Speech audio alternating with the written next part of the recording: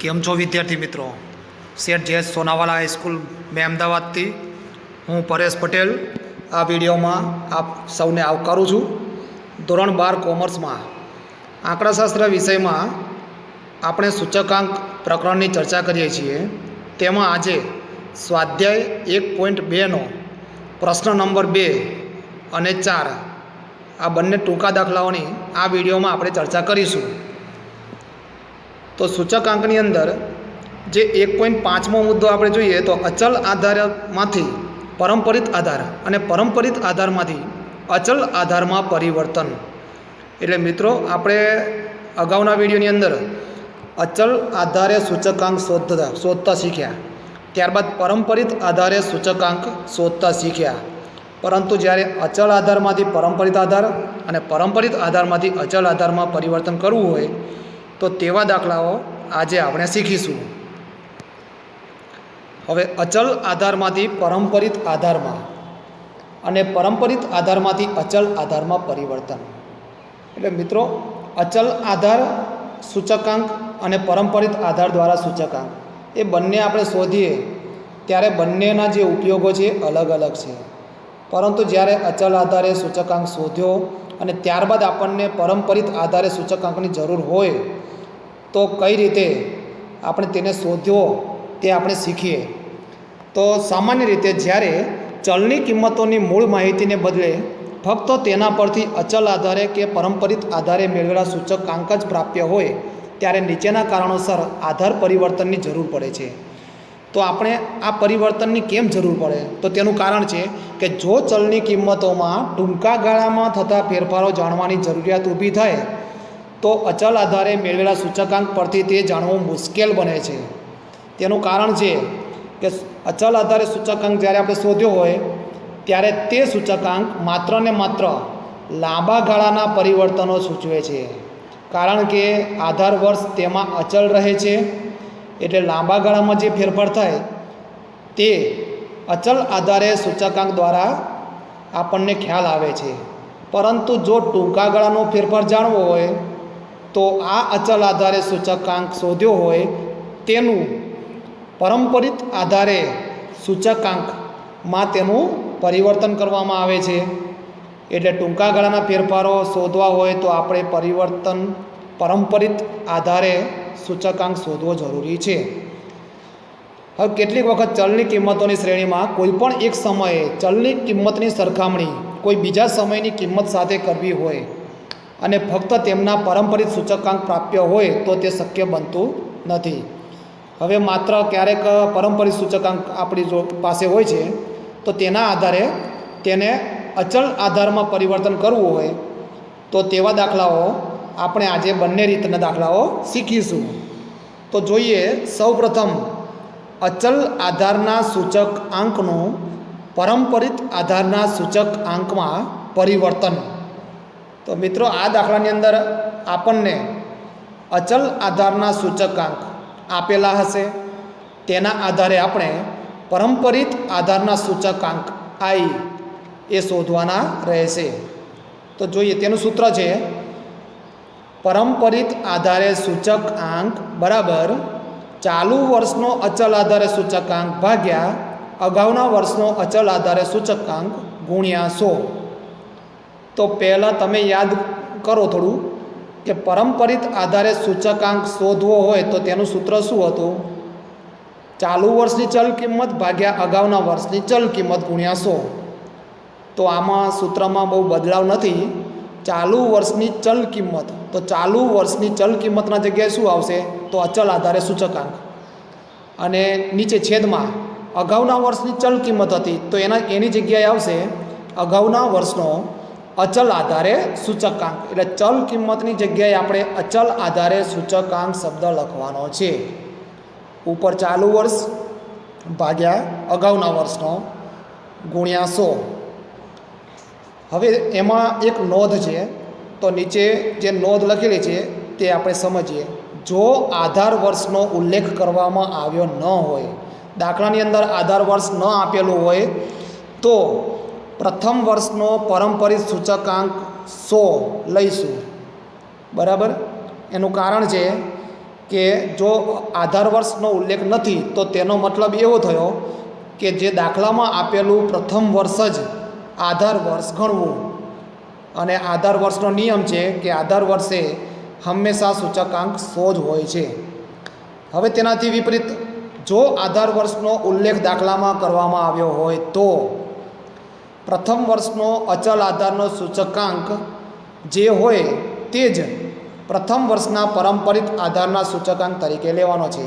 એટલે પ્રથમ વર્ષે જે સૂચકાંક આપણે અચલ આધારનો હોય તે જ પરંપરિત તરીકે ગણવો, તેમાં 100 નથી લેવાનો. જે સૂચકાંક પ્રથમ વર્ષે આપ્યો હોય તે લઈશું.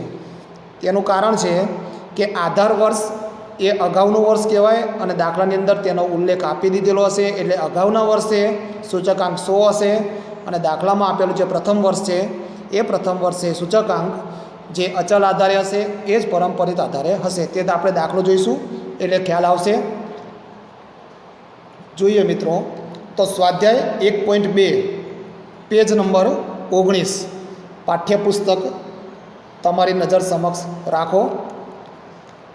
હવે દાખલા 2માં તેની રકમ આપણે જોઈએ તો વર્ષ 2007-8ને આધાર વર્ષ તરીકે લઈ નીચે આપેલ આપણો જે દાખલો છે એની અંદર જુઓ, આપણે જે અગાઉ હમણાં થિયરીમાં નોંધ વાંચી એ નોંધ ધ્યાનમાં લેવાની છે.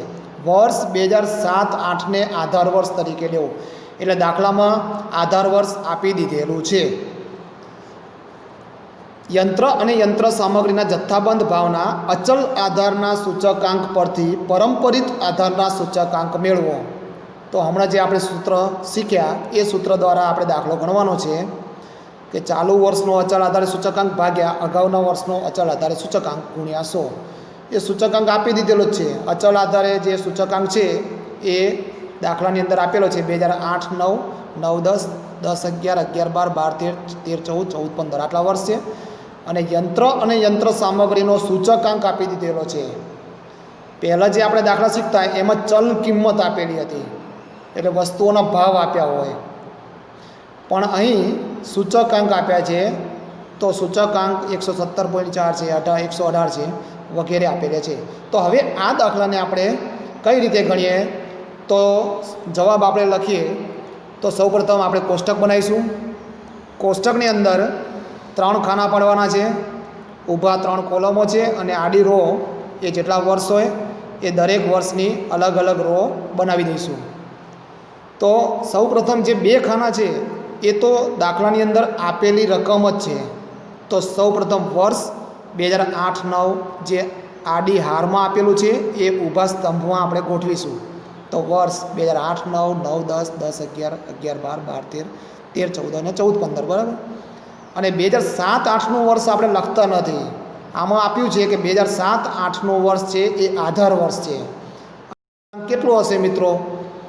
આધાર વર્ષે તો હંમેશા 100 જ હોય, એટલે સૂચકાંક 7-8માં 100 હશે. તો 8-9માં કેટલો હશે? તો 8-9માં જે આપેલો છે ને એટલો જ સૂચકાંક હશે. એ આપણે હમણાં શોધીને સાબિત કરીએ. તો હવે સૂત્ર મૂકીએ. પરંપરિત આધારે સૂચકાંક બરાબર I બરાબર ચાલુ વર્ષનો અચલ આધારે સૂચકાંક ભાગ્યા અગાઉના વર્ષનો અચલ આધારે સૂચકાંક ગુણ્યા 100. એને ટૂંકમાં યાદ રાખવું હોય તો CAVSU ભાગ્યા AVSU ગુણ્યા 100. એટલે પરંપરિત આધારે સૂચકાંક બરાબર CAVSU ભાગ્યા AVSU ગુણ્યા 100. તમે ગમે તે રીતે તમારા દિમાગથી તેને ટૂંકમાં યાદ રાખી શકો છો મિત્રો. તો હવે આ સૂત્રોમાં 1 by 1 કિંમત મૂકીએ. આંકડાશાસ્ત્રની અંદર આ પ્રથમ લાઈન જ ખૂબ મહત્ત્વની છે. પ્રથમ લાઈનની અંદર એ બધા સૂત્રોનો ઉપયોગ કરવાનો આવે છે. તો જોઈએ હવે સૂત્રો મુજબ ગણતરી કરીએ. તો સૌપ્રથમ 2008-9ના વર્ષમાં ચાલુ વર્ષનો અચલ આધારે સૂચકાંક જે અંશમાં ઉપર લખ્યો છે ચાલુ વર્ષનો સૂચકાંક એટલે 117.4 જે વિગત ઉપર લખીશું, છેદમાં અગાઉના વર્ષનો અચલ આધારે સૂચકાંક. તો અગાઉના વર્ષ કયું? તો 2007-8. તો એ તો આધાર વર્ષ હતું. તો આધાર વર્ષે સૂચકાંક કેટલો હોય મિત્રો? 100 ગુણ્યા 100 બરાબર જવાબ આવશે 117.40. હવે તમે જોઈ શકો છો કે જ્યારે આપણે નોંધ વાંચી હતી એ નોંધની અંદર શું લખ્યું હતું કે જ્યારે અગાઉના વર્ષનો એટલે કે આધાર વર્ષનો ઉલ્લેખ દાખલામાં હોય ત્યારે પ્રથમ વર્ષનો સૂચકાંક એ પરંપરિત આધારે સૂચકાંક અને અચલ આધારે સૂચકાંક બંને સમાન હોય છે. તો સમાન આવી ગયા, કારણ કે છેદમાં 100 ગુણ્યા 100 એટલે તેનો તે જવાબ મળશે.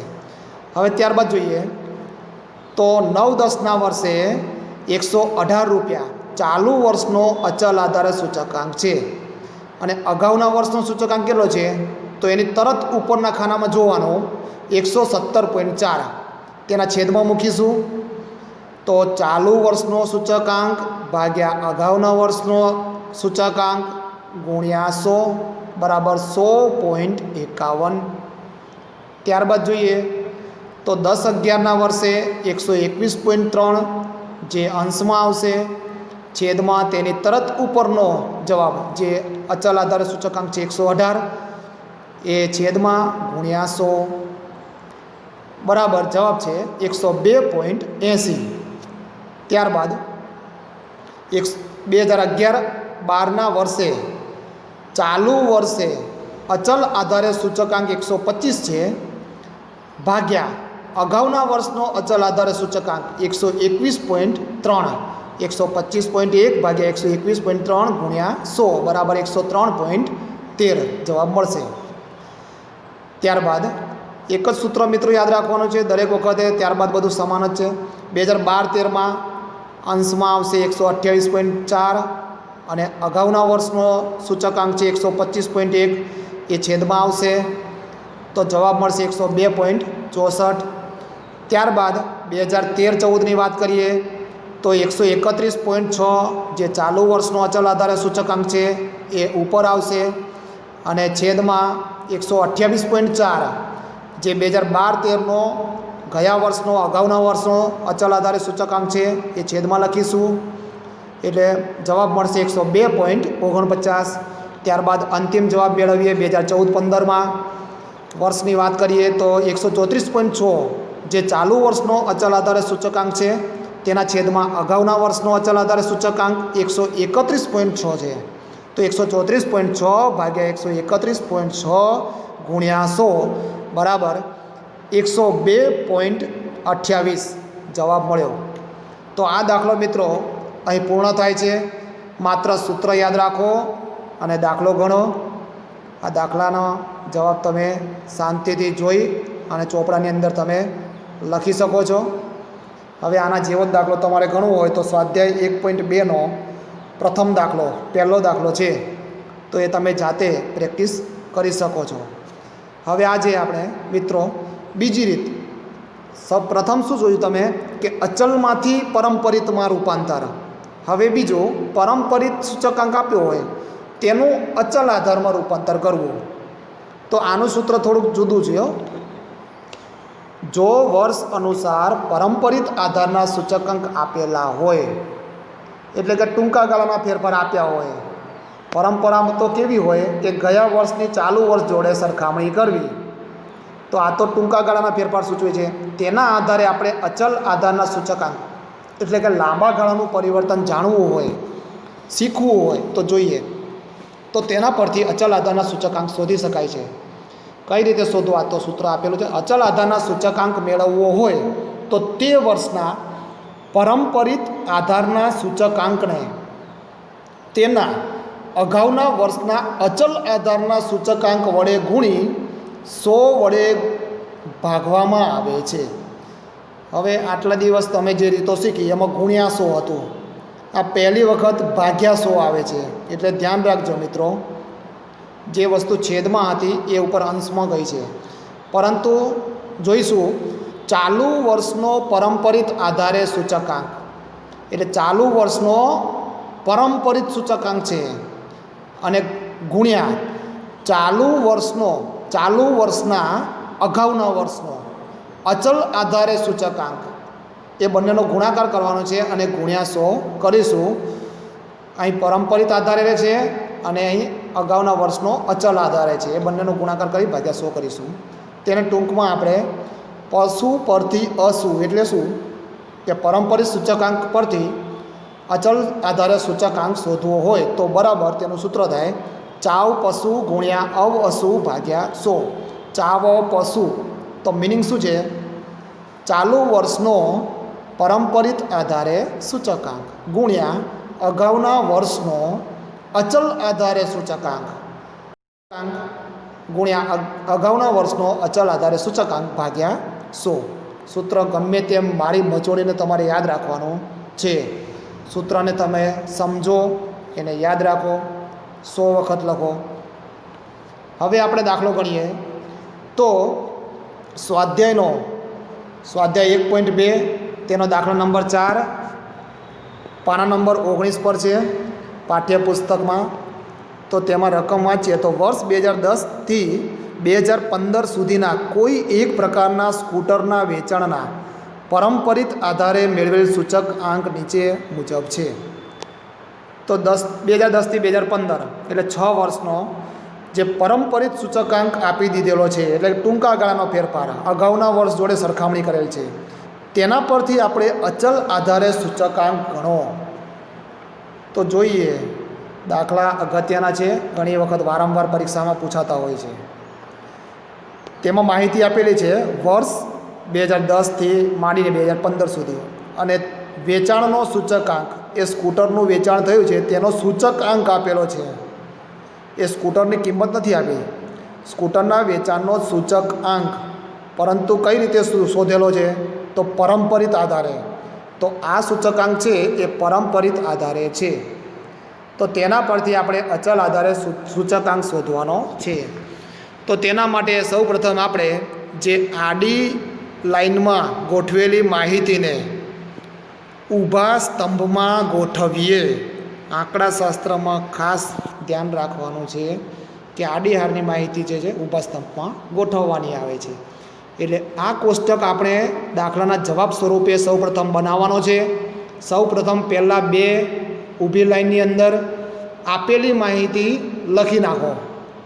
ત્યારબાદ આપણે નવી જે શોધવાની માહિતી છે એ લખીશું. તો મિત્રો, વર્ષ 2010, 11, 12, 13, 14, 15 સ્કૂટરના વેચાણનો પરંપરિત આધારે સૂચક આંક 110, 112, 109, 108, 105 અને 111 આપેલો છે.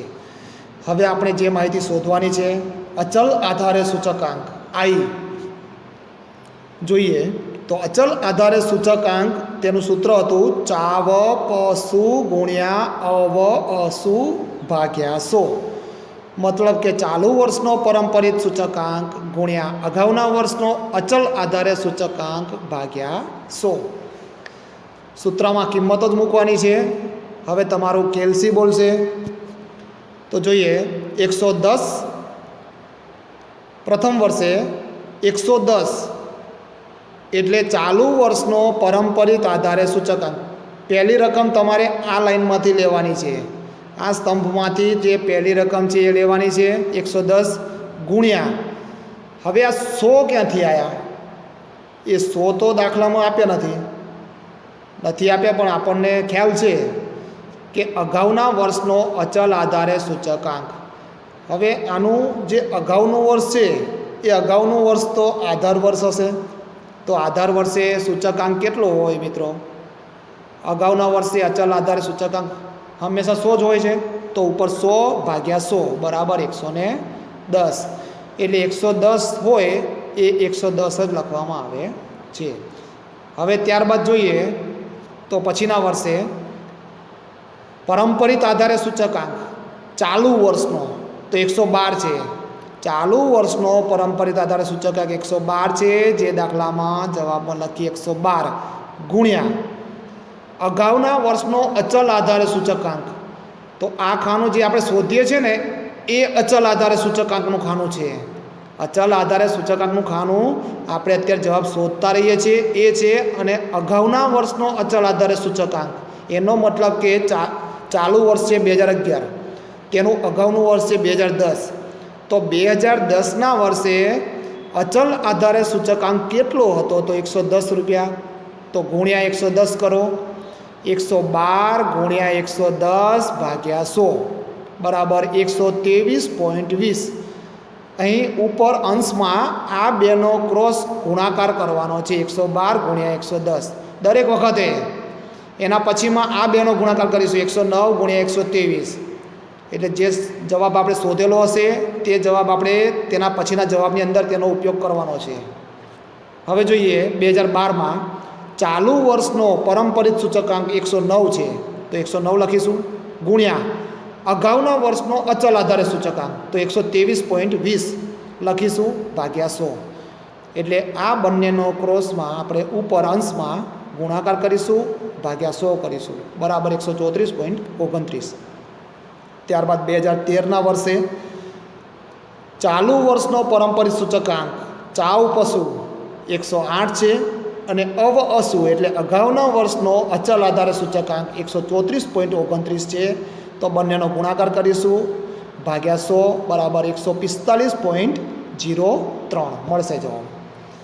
ત્યારબાદ જોઈએ 2014ના વર્ષમાં તો ચાલુ વર્ષે પરંપરિત સૂચકાંક 105 છે અને અગાઉના વર્ષે અચલ આધારે સૂચકાંક 145.03 છે.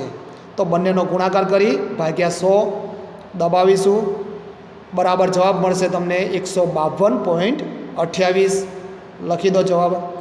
ત્યારબાદ છેલ્લે 2015ના વર્ષની વાત કરીએ તો 111 ચાલુ વર્ષનો પરંપરિત સૂચકાંક આપેલો છે તો 111 અંશમાં આવશે ગુણ્યા અગાઉના વર્ષનો અચલ આધારે સૂચકાંક જે હમણાં આપણે તમે નેક્સ્ટ શોધ્યો 152.28 ગુણ્યા 111 બંનેનો ગુણાકાર કરીશું ભાગ્યા 100 બરાબર તમને જવાબ મળશે 169.03.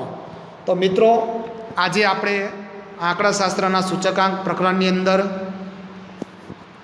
અચલ આધારમાંથી પરંપરિત આધારે સૂચકાંકનું રૂપાંતર અને પરંપરિત આધારના આધારે અચલ આધારના સૂચકાંકમાં તેનું રૂપાંતર કરવાના દાખલાઓની રીતે શીખ્યા છીએ. મિત્રો હવે બાકીનું જે કન્ટેન્ટ છે વિષય વસ્તુ છે તે આપણે આગામી વિડીયોની અંદર નિહાળીશું. આભાર મિત્રો.